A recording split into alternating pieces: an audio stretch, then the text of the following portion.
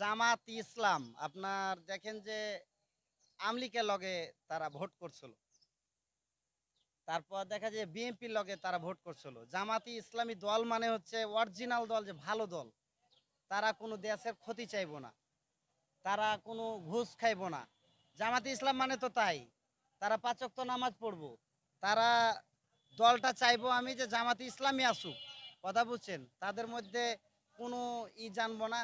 জামাত ইসলাম হইব যে এ দেশের ক্যাডার। জামাত ইসলাম হইব যে কলেজের লিডার। জামাত ইসলাম হইব যে মনে করেন যে সব জায়গায় প্রতিষ্ঠানের লিডার। তারাই তো হইব। তারাই তো কোরআন কোরআন পড়ে ভাই।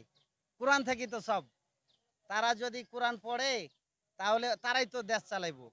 দেখেন যে প্রতিটা সংগঠনে তারা যদি মালিক থাকে দেশে কোনো আইব না।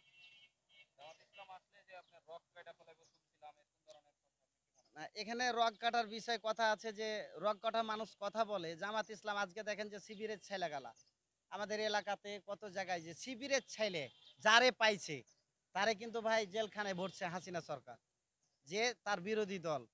এই শিবিরেরা যে কত দেশে কষ্ট করছে, আমরা তাও গাড়ি চালাই বা আমরা ওইটা খাটি এটা খাটি আমরা খাইতে পাই, কিন্তু তারা কিন্তু ঘরে ঘুমাইতে পারেনি 17টা বছর। আমি বিএনপি দরকার, আমি বিএনপিকে ভোট দেবো ভাই। আমি বিএনপিকে ভোট দেবো। আপনাকে যেটা লিগাল কথা, আমি ওই দলকে ভালোবাসি। তারপর আমি জানি যে সে দলটা ভালো। কিন্তু জামাত ইসলামের মানে যদি দেখি যে আরেকজন ভালো তাহলে তো ভালো বলা লাগবে। কিন্তু আপনার দেখেন যে শিবির, এই জামাত ইসলামের শিবির ছেলেগালা কত কষ্ট করছে, কিন্তু তারা খারাপ না ভাই। তারা খারাপ না। তারা শিক্ষতি লেখাপড়া করে, মানে ধরলি কোনো কিছু হইলেই জামাত শিবির। একটু যদি হাসিনার বিরুদ্ধে কথা বলা যায় তাহলেই জামাত শিবির, যে তারে জেনে গ্রেপ্তার।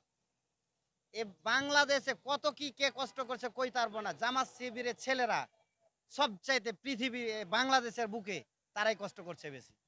এটাই আমি এই যে জামাত ইসলাম আসলে আপনার এই মেয়েরা বোরকা পরে যারা চলতেছে, অনেকে বোরকা পড়তেছে না, এই বিষয়টা আপনি কি মনে করেন? অনেকে বোরকা পড়তে হবে, এই এটা বিষয়টা আপনি বিষয় যে আমার বউ আছে, আমার মা আছে, আমার বোন আছে।